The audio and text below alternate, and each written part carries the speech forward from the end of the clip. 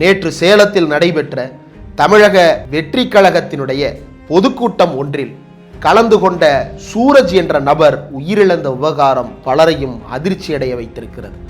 அவர் உடல்நலக்குறைவின் காரணமாக இறந்துவிட்டார் என்று தாவேகாவின் நிர்வாகிகள் கூறிய நிலையில் அவர் உண்மையில் எந்த உடல்நலக் குறைபாட்டாலும் பாதிக்கப்படவில்லை. அவர் நல்ல ஆரோக்கியமான உடல்நிலையோடு தான் இருந்தார். மிகுந்த நல்ல பண்புடையவராக இருந்தார். கூட்டத்தில் நெரிசலாலும் வெயிலின் தாக்கத்தாலும் தான் அவர் உயிரிழந்திருக்கிறார் என்று அவருடைய நண்பர்கள் அந்த உண்மையை உடைத்து பேசியிருக்கிறார்கள். இந்த நிலையில் இப்போது அந்த கூட்டத்திலிருந்து இன்னொரு வீடியோ வெளியாகி இருக்கிறது. நியூஸ் 18 தமிழ்நாடு மதுரை செயலகத்தினுடைய முதன்மை செய்தியாளர் திரு வெற்றி அவர்கள் தன்னுடைய மைக்குடன் அங்கிருந்த பலரிடமும் பேட்டி எடுத்துக் கொண்டிருந்த நிலையில் ஒரு பெண்மணி தன்னுடைய கைகளில் கை குழந்தை ஒன்றோடு இருக்கின்ற காட்சியை பார்த்து அவரிடம் சென்று, ஏன் கை குழந்தையை கொண்டு வந்திருக்கிறீர்கள், அவருடைய வயது என்ன என்று கேட்டதற்கு 2.5 வயது என்று அந்த பெண்மணி பதில் சொல்கிறார்.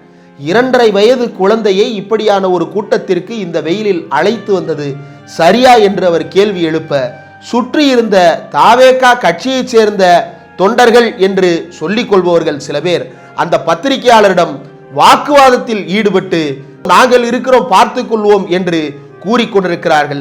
ஆனாலும் நியூஸ் 18 முதன்மை செய்தியாளர் திரு வெற்றி அவர்கள் விடாப்பிடியாக அங்கிருந்த அத்தனை நிர்வாகிகளிடமும் சென்று தன்னுடைய மைக்கை நீட்டி பல்வேறு அதிர வைக்கும் கேள்விகளை தொடர்ந்து எழுப்பி இருக்கிறார். அது பற்றித்தான் இன்றைய கோடாங்கி.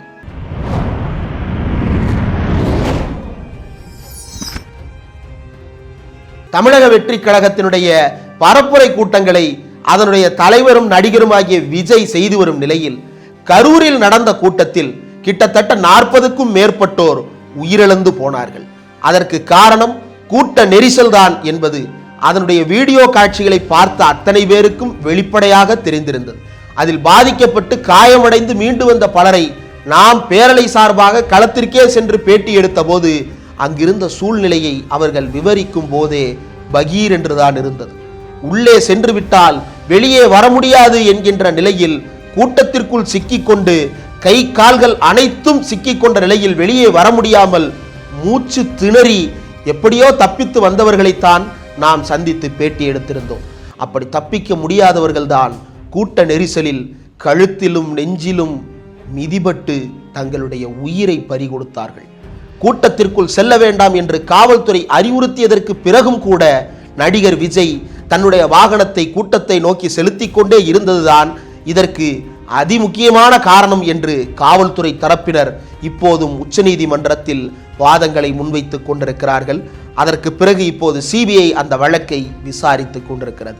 இது ஒரு பக்கம் இருக்க, இப்போது பல்வேறு இடங்களில் அழைப்பு கொடுக்கப்பட்டவர்களுக்கு மட்டும் நாங்கள் கூட்டம் நடத்துகிறோம் என்ற பெயரில் சில இடங்களிலும் 5000 பேருக்கு மேல் அனுமதி இல்லை என்றும் நிர்வாகிகளை வைத்து நாங்கள் பாதுகாப்பு அளிக்கிறோம் என்றும் வாக்குறுதி கொடுத்ததன் அடிப்படையில் சில இடங்களிலும் கூட்டங்கள் நடத்த அவர்களுக்கு அனுமதி அளிக்கப்பட்டு வருகிறது.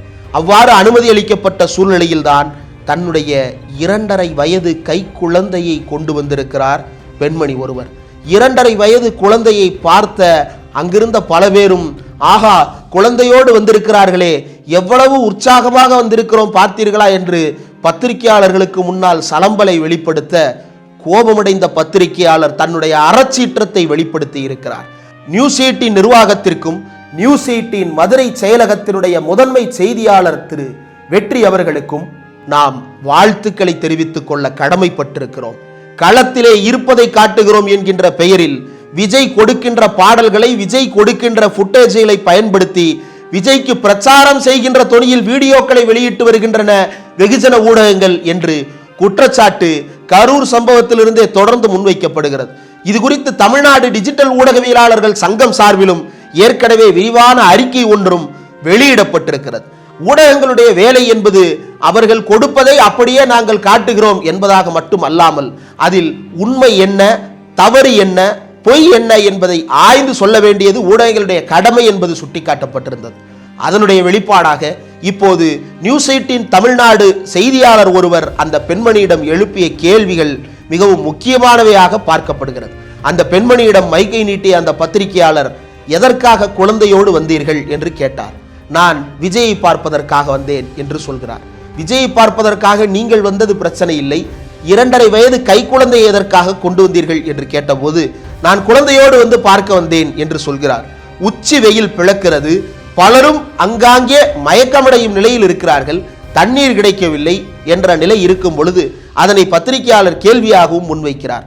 குழந்தையை கொண்டு வந்திருக்கிறீர்களே, அந்த குழந்தைக்கு ஏதாவது ஒன்றென்றால் யார் பொறுப்பெடுப்பது?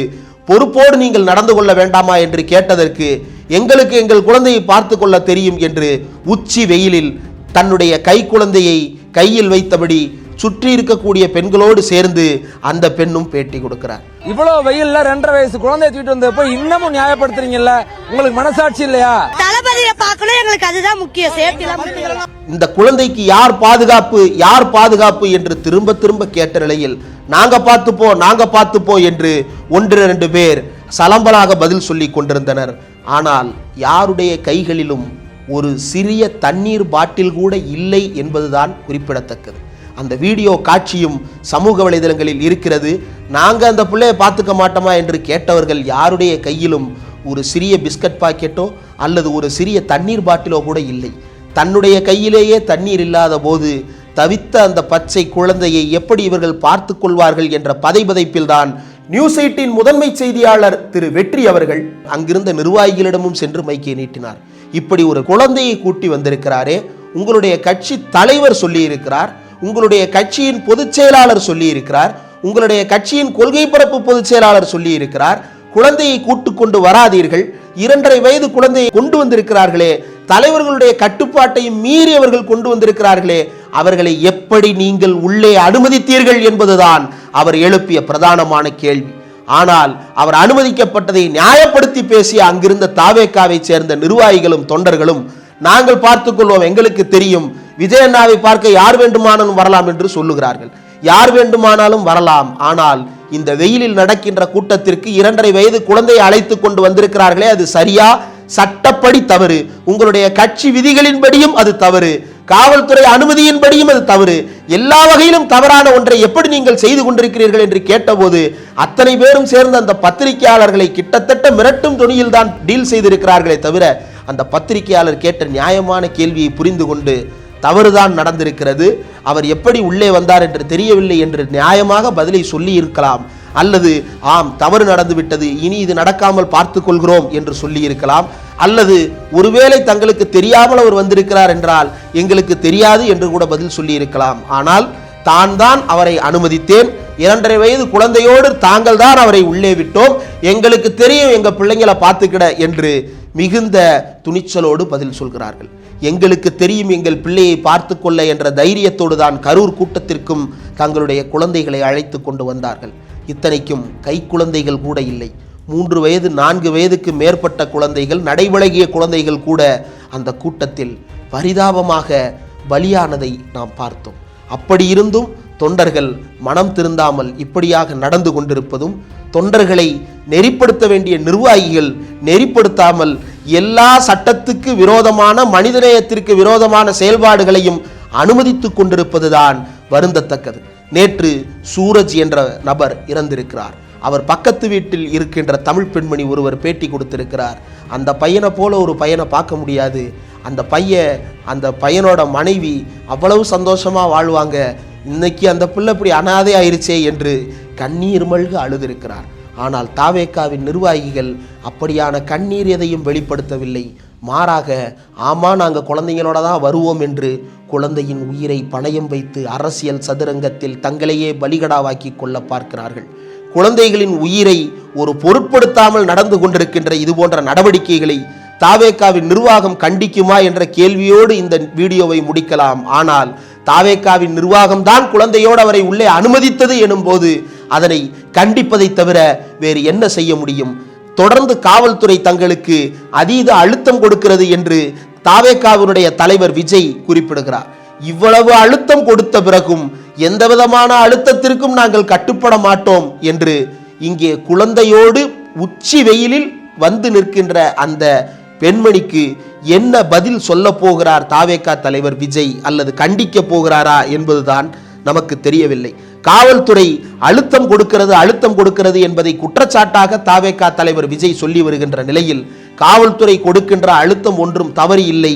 இவ்வளவு நெஞ்செழுத்தத்தோடு தவறான செயலை செய்கின்ற தொண்டர்களும் அதனை அனுமதிக்கின்ற நிர்வாகிகளும் இருக்கின்ற ஒரு கட்சிக்கு அழுத்தம் கொடுத்து அவர்களை விதிகளை பின்பற்ற வைப்பதை தவிர காவல்துறைக்கு வேறு என்ன வழி இருக்கிறது?